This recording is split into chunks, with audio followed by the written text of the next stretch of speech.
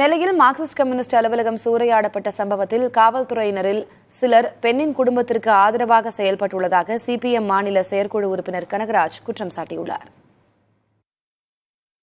கட்சியினுடைய மாவட்ட குழு அலுவலகத்தில் அந்த 2 பேரை கொலை பண்றதுக்காக உள்ள வர்றாங்க. நீங்க இப்படி ஜாதி மறுப்பு திருமணம் செய்தவர்கள் அதுல ஒருத்தர் பட்டியலினத்தை சேர்ந்தவர், அவரை டார்கெட் பண்ணி வர்றாங்க என்கிற போது SC/ST அட்ராசிட்டிஸ் பிரிவென்ஷன் ஆக்ட் போடணுமா கூடாதா? காவல்துறை போட மாட்டேன்னு. இப்ப நாங்க சொல்றது, கொஞ்சம் பேரு காவல்துறையில இருக்கிறவங்களே அவங்க குடும்பத்தினரோடு பேசிக் கொண்டிருந்திருக்கிறார்கள். இன்னொன்னு, இந்த சமூக விரோதிகளோடும் அவர்களுக்கு தொடர்பு இருந்திருக்கிறது.